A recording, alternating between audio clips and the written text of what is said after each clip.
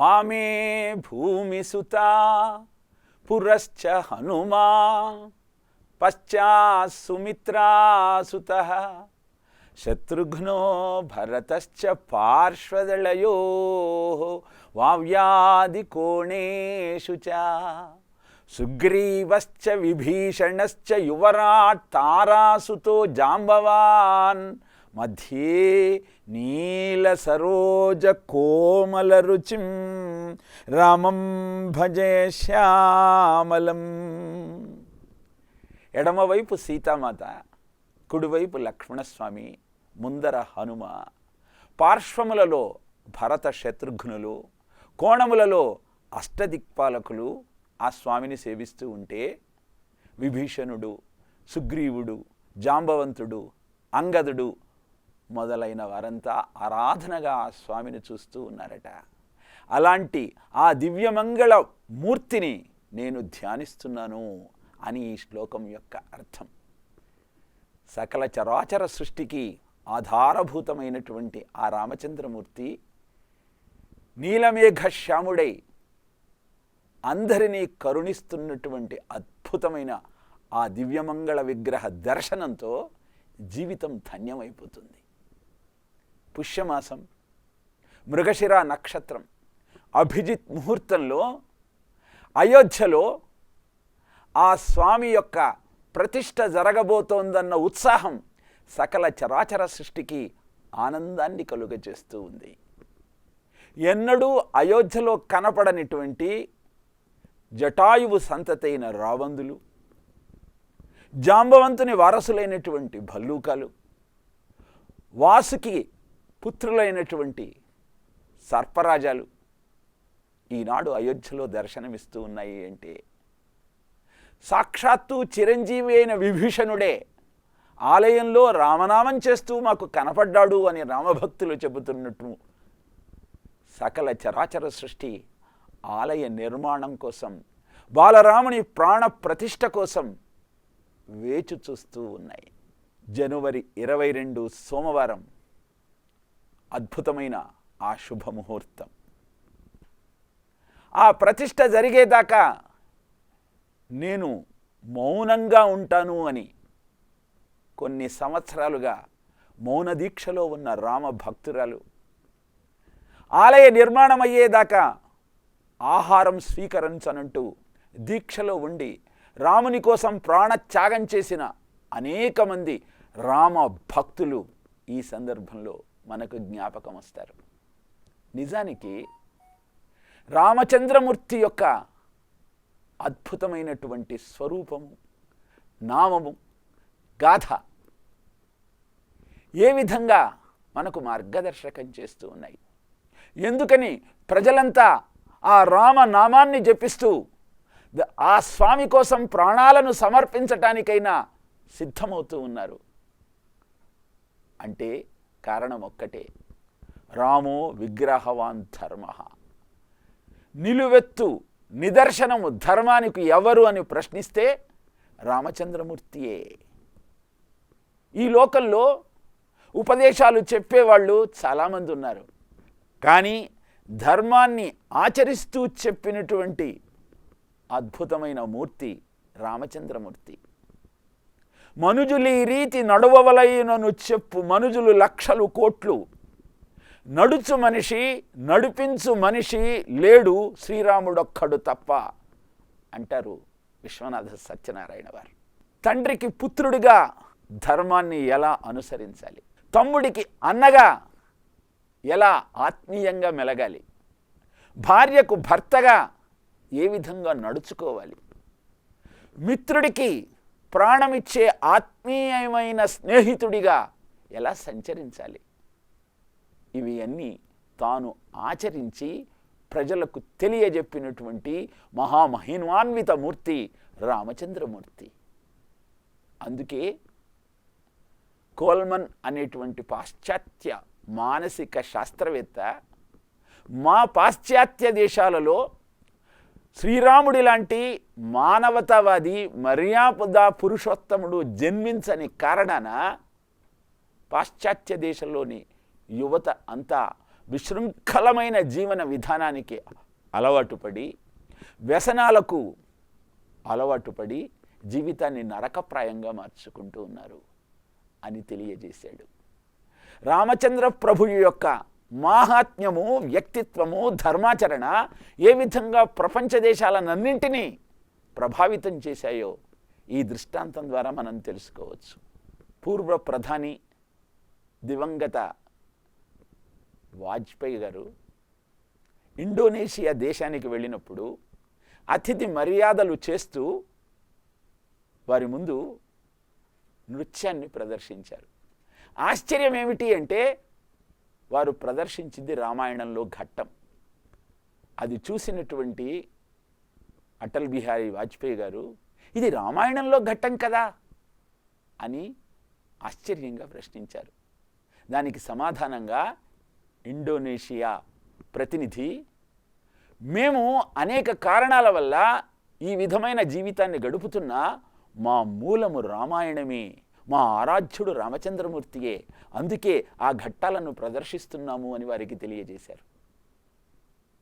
వారి కరెన్సీ మీద కూడా రామచంద్రమూర్తి యొక్క స్వరూపాన్ని వారు ముద్రించుకున్నారు. ఇలా ప్రపంచమంతా ఆరాధ్యమైనటువంటి ఆ రామచంద్రమూర్తి ఈనాడు బాలరాముని రూపంలో అయోధ్యలోని రామాలయంలో కొలువు తీరటానికి సిద్ధమవుతున్న శుభ తరుణంలో అందరి హృదయాలు ఆనందంతో గంతులు వేయటంలో ఆశ్చర్యమేమున్నది? రామాయణం ధారావాహికగా టీవీలో వచ్చినప్పుడు సమాజంలో నేర ప్రవృత్తి 70% తగ్గింది అని గణాంకాలు తెలియచేస్తున్నాయి అంటే రామాయణం ప్రభావము, రాముని మాహత్యము జనజీవితం మీద ఎంత అద్భుతంగా ఉందో మనం అర్థం చేసుకోవచ్చు. రాముడు నడిచిన మార్గమే రామాయణంగా ప్రసిద్ధికెక్కింది. మరి రాముడికి ఈ దారిలో నడవమని చెప్పిన వారెవ్వరు? ఏష పంథా మహర్షీణాం అన్న వాక్యం మనకు రామాయణంలో పదే పదే కనపడుతుంది. అంటే మహర్షులు చూపిన దారిలో, ధర్మ మార్గంలో రామచంద్రమూర్తి నడిచాడు కనుకనే మనందరికీ ఆదర్శము, ఆరాధ్యము అయ్యాడు. అద్భుతమైన ఆ రామాయణ గాథ మనందరికీ 28 చతుర్యుగాలు గడిచినా ఆచరణీయమైంది.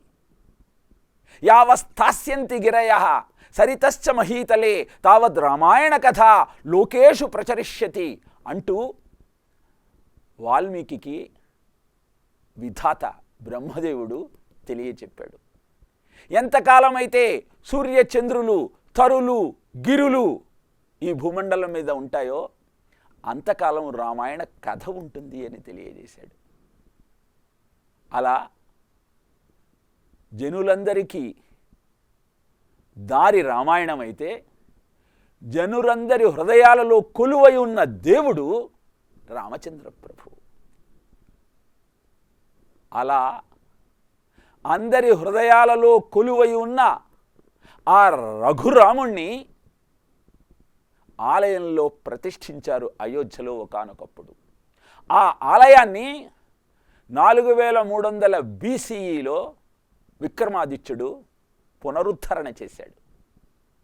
అలా అందరికీ ఆరాధ్యమైనటువంటి రామచంద్ర ప్రభువు యొక్క ఆలయాన్ని సమర్ఖండి నుంచి వచ్చిన బాబరు 1528 జూన్ 6వ తారీఖు నాడు విధ్వంసం చేసి అక్కడ మసీదు నిర్మించాడు. అప్పటి నుంచి తిరిగి ఆలయాన్ని నిర్మించుకోవాలన్న కోరిక ప్రతి హిందువులో కనపడుతూనే ఉంది. దానికోసం పోరాటాలు సాగుతూనే ఉన్నాయి. 77 సార్లు ఈ ప్రయత్నాలు రూపుదాల్చాయి. రాజులు, పేదలు, మహంతులు, పీఠాధిపతులు, సంతులు, సాధువులు సంఘర్షణ చేస్తూనే ఉన్నారు. మొఘలాయల పాలన ముగిసి ఆంగ్లేయుల అధికారం అంతమయ్యి స్వతంత్ర భారతం వెళ్ళి విరిసిన రామభక్తుల ఈ సంఘర్షణ ఆగలేదు.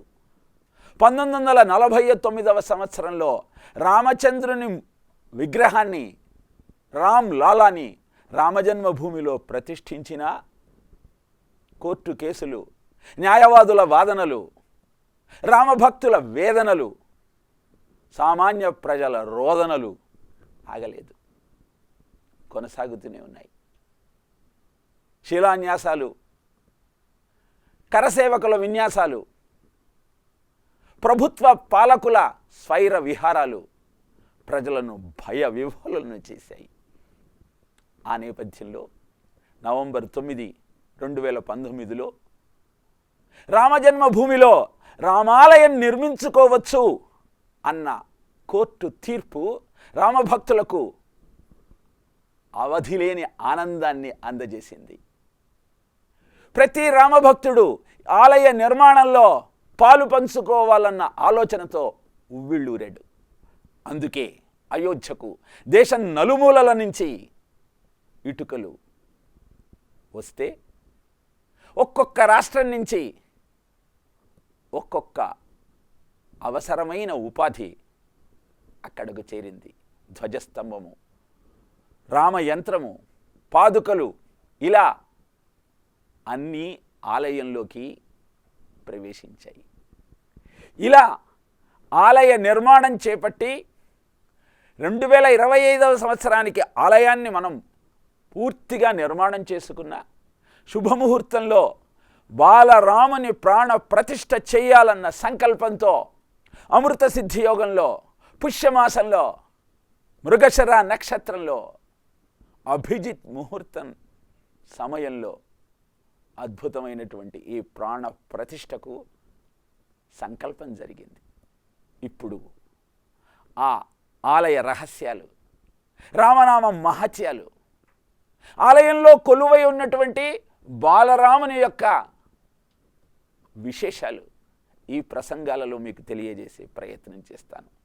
భండన భీముడార్తజన బాంధవుడు ఉజ్వల బాణతూణ కోదండ కళా ప్రపూర్ణ భుజ తాండవ కీర్తికి రామమూర్తికిన్ రెండవ సాటి దైవమిక లేడనుచు గడకట్టి భేరిక డాండ నినదంబుల జాండంబులు నిండ మత్త వేదండము నెక్కి చాటెదన్ దశరథీ కరుణాపయోనిధి అంటూ అలనాడు రామదాసు ఏ విధంగానైతే ఆ రామ మహత్యాన్ని పద్యాల రూపంలో, కీర్తనల రూపంలో అందరికీ అందజేశాడో, అలా ఈ అద్భుతమైన శుభ తరుణంలో ఆ విశేషాలన్నింటినీ చర్చించుకునే ప్రయత్నం చేద్దాం.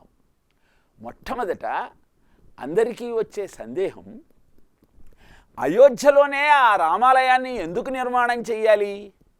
అంత ఖర్చు పెట్టి ఆలయ నిర్మాణం చెయ్యటం కంటే దాన్ని ప్రజోపయోగ పనులకు ఉపయోగించవచ్చు కదా అని కొన్ని సందేహాలు వస్తూ ఉన్నాయి. దేని ప్రయోజనం దానిదే, దేని ఉద్దేశ్యము దానిదే. అయోధ్య అంటే సామాన్యమైన పట్టణమా? అయోధ్య మధురా మాయా కాశీ కాంచీ హవంతిక పురీ ద్వారావతి చైవ సప్తైతా మోక్షదాయకా అంటారు పెద్దలు. అంటే అయోధ్య ముక్తినిచ్చే 7 ప్రధానమైన పట్టణాలలో మొట్టమొదటిది అయోధ్య. రాముని పాదము సోకిన నేల అయోధ్య. అంతేనా? అద్భుతమైనటువంటి ఈ అయోధ్యలో ఋష్యశృంగుడు 1 సంవత్సరం పాటు అశ్వమేధ యాగం చేశాడు. ఏమిటి ఋష్యశృంగుడి గొప్పతనం? ద్వైవిధ్యం బ్రహ్మచర్యస్య భవిష్యతి మహాత్మనః లోకేషు ప్రథితం రాజా విప్రైశ్చ కథితం సదా అంటాడు రామాయణం బాలకాండలో. అంటే ఋష్యశృంగుడు 2 రకాల బ్రహ్మచర్యాన్ని నిర్వహించాడు. 2 రకాల బ్రహ్మచర్యం ఏమిటి? బ్రహ్మచర్యం ఒకటే కదా అన్నటువంటి సందేహం కలుగుతుంది. బ్రహ్మచర్య నిష్ఠలో స్త్రీ అంటే పులి సింహంలాగా ఒక ప్రాణి అని భావిస్తూ కఠోరమైన తపస్సు చేసిన బ్రహ్మచారి ఋష్యశృంగుడు. అనంతరము రోమహర్షణుడు తన రాజ్యంలో 12 సంవత్సరాల పాటు కరువు కాటకాలున్నాయి, వర్షాలు పడటం లేదు, ఏ విధంగా తిరిగి వరుణదేవుణ్ణి ప్రసన్నం చేసుకోవాలని ఆలోచిస్తున్న తరుణంలో మహాతపశక్తి సంపన్నుడైన వాడు నీ నగరానికి వస్తే ఇక్కడ వర్షాలు కురుస్తాయి అని తెలియజేశారు మంత్రులు, దైవజ్ఞులు. వెంటనే కొంతమంది స్త్రీలను ఏ విధంగానైనా సరే ఋష్యశృంగుణ్ణి ఆకర్షించి మన రాజ్యానికి తీసుకురమ్మంటూ నిర్ణయించాడు, ఆదేశించాడు రోమహర్షణుడు.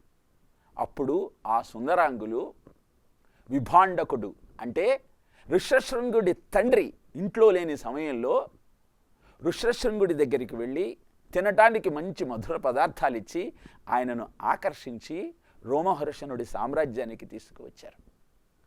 అక్కడ ఋష్యశృంగుడు కాలు పెట్టగానే కుంభవృష్టి కురిసింది, కరువు కాటకాలు అంతరించాయి. అలాంటి ఋష్యశృంగుడికి తన దత్తపుత్రికనిచ్చి వివాహం చేశాడు రోమహర్షణుడు. వివాహం చేసుకున్న తరువాత కేవలము భార్య యందు మాత్రమే అనురక్తంతో బ్రహ్మచర్యాన్ని పాటించాడు. అంటే భార్య యందు మాత్రమే ధర్మబద్ధమైన కామాన్ని అందుకునేవాడు బ్రహ్మచారిగానే పిలువబడతాడు. దాన్ని ప్రాజాపత్య బ్రహ్మచర్యం అంటారు. అలాంటి ఋష్యశృంగుడు అయోధ్యలో తపస్సు చేశాడు, యజ్ఞయాగాది కార్యక్రమాలను నిర్వహించాడు. అంతేకాదు శృంగేరిలో పీఠాన్ని ఆదిశంకరులు ఎందుకు నెలకొల్పారు అని ఆలోచిస్తే ఒక అద్భుతమైన విషయం మనకు అవగతమవుతుంది. పీఠం ఎక్కడ పెట్టాలా అని ఆలోచిస్తూ దేశ సంచారం చేస్తున్నటువంటి ఆదిశంకరులు శృంగేరికి వెళితే అక్కడ ప్రసవిస్తున్న కప్పకు సూర్యతాపం ఇబ్బంది కలిగించకుండా ఒక పెద్ద పాము తన పడగను అడ్డుపెట్టి నీడనందించింది. అది చూసి ఆదిశంకరులు ఆశ్చర్యపోయారు. విరుద్ధ భావాలు కలిగినటువంటి జీవులంతా కలిసి సహజీవనం చేసేది కైలాసంలోనే. అక్కడే పాముంటుంది, అక్కడే ఎలుక ఉంటుంది, అక్కడే నీరుంటుంది, అక్కడే నిప్పుంటుంది, అక్కడే సింహం ఉంటుంది, అక్కడే ఎద్దుంటాయి. కానీ ఇవన్నీ ఆనందంగా ఉంటాయి. అంటే దానికి కారణము అక్కడ శివుడి యొక్క అద్భుతమైన మాహాత్మ్యము. కాబట్టి ఈ శృంగేరి కైలాసమే అని భావన చేసి అక్కడ పీఠాన్ని నెలకొల్పారు. మరి ఆ శృంగేరికి ఋష్యశృంగుడికి ఏమిటి సంబంధము అంటే కొన్ని వేల సంవత్సరాలు ఋష్యశృంగుడు తపస్సు చేసిన అరణ్య ప్రాంతమే ఆ శృంగేరి. ఇదంతా ఆ శృంగేరి యొక్క గొప్పతనాన్ని చెబుతూ ఋష్యశృంగుడి యొక్క మాహాత్యాన్ని తెలియజేస్తూ అలాంటి ఋష్యశృంగుడు సంవత్సర కాలం పాటు అశ్వమేధ యాగాన్ని నిర్వహించిన అద్భుతమైన ప్రాంతమే అయోధ్య. అయోధ్యా నామ నగరీ తత్రాసీత్ లోక విశ్రుత మనునామానవేంద్రేణ యా నగరీ నిర్మితా స్వయం అని చెబుతుంది రామాయణం మొట్టమొదటి బాలకాండలో 5వ శ్లోకం. అంటే ఈ అయోధ్యను నిర్మించింది ఎవరు అంటే మనువు, సూర్యుని పుత్రుడైనటువంటి వైవస్వత మనువు అయోధ్యను నిర్మాణం చేశాడు. వైవస్వతం మన్వంతరే కలియుగే ప్రథమపాదే జంబూద్వీపే భరతవర్షే భరతఖండే మేరోర్ దక్షిణ దిగ్భాగే అంటూ మనం ప్రతినిత్యము సంధ్యావందనం చేసేటప్పుడు సంకల్పం చెప్పుకుంటాం. ఏ నోము వ్రతము పుణ్యకార్యం చేసినా సంకల్పం చెప్పుకునేటప్పుడు ఆ మనువును గుర్తు చేసుకుంటాం. మరి అలాంటి మనువు నిర్మించిన అయోధ్య నగరంలో ప్రజలంతా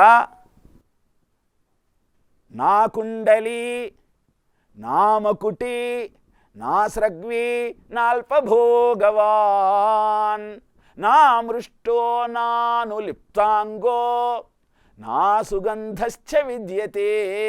ఆ అయోధ్యలో తలపాగా లేనివాడు, కిరీటం లేనివాడు, కుండలాలు లేనివాడు, భోజనం లేనివాడు, తన సంపదకు తగినంత భోగాన్ని అనుభవించనివాడు ఒక్కడూ లేడట. అంటే అర్థం ఏమిటి? అంతా ధర్మబద్ధమైన జీవితాన్ని గడుపుతూ ఉన్నారు ఆ అయోధ్యలో. ఆ అయోధ్యలో అద్భుతమైన భోగాలను అనుభవిస్తూ అందరూ ఆనందంగా ఉండేవారట. అంతేకాదు కశ్చిత్ నరోవా నారీవా నా శ్రీమాన్ నా అపి అరూపవాన్. మొహంలో కాంతి లేనివాడు, అరూపి అయినవాడు ఒక్కడూ లేరట. అన్నిటికంటే ముఖ్యమైనది ఏంటంటే నా రాజన్య భక్తిమాన్. దేశం మీద, ధర్మం మీద, రాజు మీద భక్తి లేనివాడు ఒక్కడు కూడా అయోధ్యలో ఉండేవాడు కాదట. అలాంటి అద్భుతమైన అయోధ్యలో రామాలయ నిర్మాణాన్ని చేపట్టాలన్న ఆలోచనతో అద్భుతమైన అమృత సిద్ధి యోగంలో సంకల్పం చేయటం జరిగింది. మరి అంత ఖర్చు పెట్టి చెయ్యాలా అంటే, ఆలయం అంటే శక్తి కేంద్రం. ఏ మంత్రము రానివాడు, ఏ స్తోత్రము చేయలేనివాడు, ఏ నోము నోచుకోవటానికి ధనాన్ని సమకూర్చుకోలేనివాడు ఆ దైవీ శక్తిని పొందాలంటే ఏం చెయ్యాలి అంటే దేవాలయంలోకి వెళ్ళాలి. దేవాలయంలో ఉన్న మూర్తి, క్షేత్రము, తీర్థము, ఈ మూడింటి యొక్క అద్భుతమైన శక్తి కారణంగా కష్టాలలో, సమస్యలలో ఉన్నటువంటి వాడు అక్కడ శక్తిని పొందగలుగుతాడు. ఎలా చెప్పగలుగుతారండి?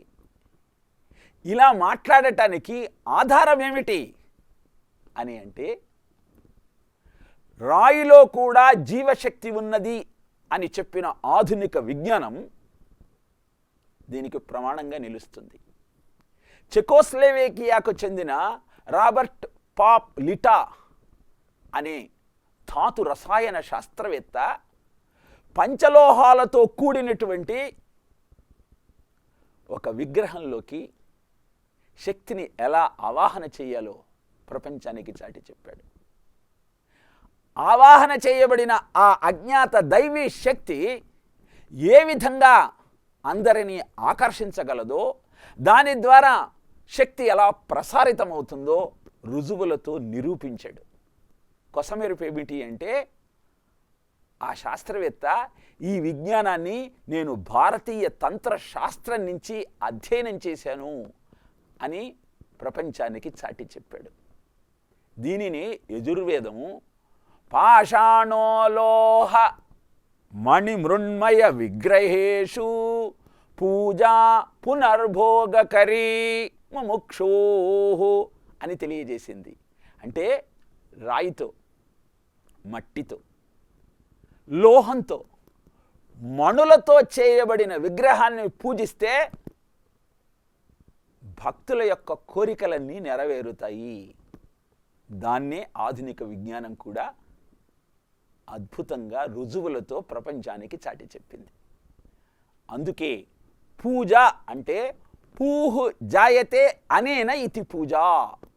ఏ ప్రక్రియ చేయటం వల్ల నీవు కోరిన కోరికలనన్నింటినీ నెరవేర్చుకోగలుగుతున్నావో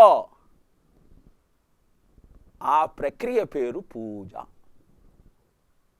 మరి దీనికి అద్భుతమైన ఉదాహరణ మనకు రామాయణంలో కూడా కనపడుతుంది. నిజానికి ఆలయంలో వెలసి ఉన్నటువంటి ఆ విగ్రహాన్ని రాయిగా భావించి అనుమానించి అవమానిస్తే అది పాపమని తెలియజేసింది శాస్త్రం. దీన్ని దశరథుడు వేటకు వచ్చి నీటిలో నుంచి వస్తున్నటువంటి శబ్దాన్ని ఏనుగు నీటిని తాగుతున్న శబ్దముగా భ్రమసి తనకొచ్చినటువంటి శబ్దభేది విద్యను ఆధారంగా చేసుకొని బాణ ప్రయోగం చేశాడు. దాని కారణంగా శ్రవణకుమారుడు అనే బ్రాహ్మణ కుమారుడు ఆ బాణం తగిలి మరణించాడు.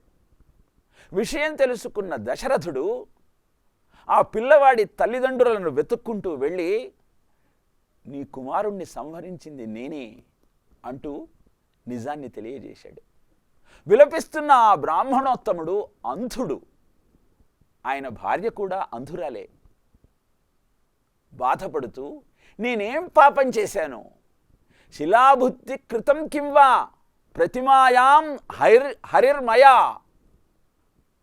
అంటూ రామాయణంలో విలపిస్తాడు. అంటే అర్థం ఏమిటి అంటే, షోడశోపచారాలతో ఆలయంలో వెలసి ఉన్న మూర్తిని పూజిస్తూ ఏనాడైనా ఈ మూర్తిని నేను శిలగా భ్రమశానా, అనుమానించానా, అవమానించానా, దాని కారణంగా నాకు ఈ పుత్రశోకం వచ్చిందా అని అది మహాపాపంగా అభివర్ణించటం జరిగింది.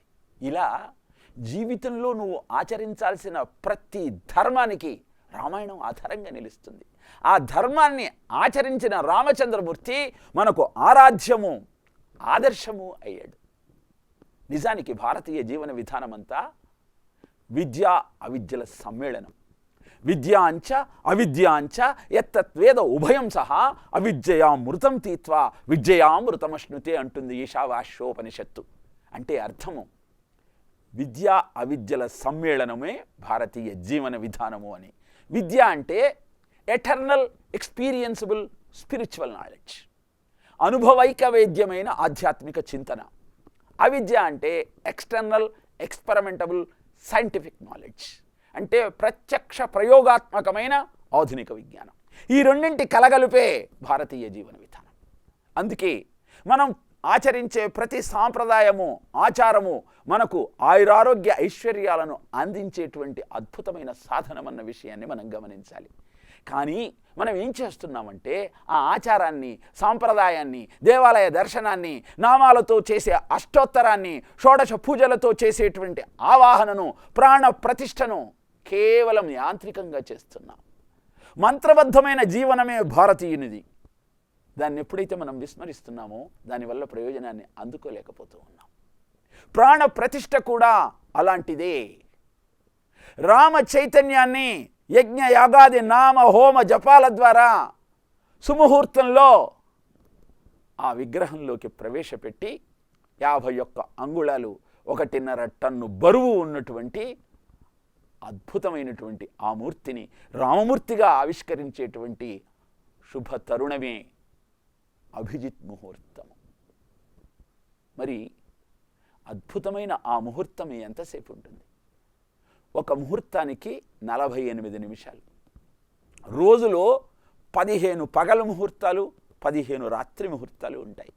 ఈ 15 పగలు ముహూర్తాలలో అభిజిత్ ముహూర్తము అంటే సూర్యాచతుర్థకం లగ్నం అభిజిత్ పరికీర్తితం సర్వదోషహరం చైవ ప్రశస్తం శుభకర్మసు అని తెలియజెప్పింది జ్యోతిష శాస్త్రం.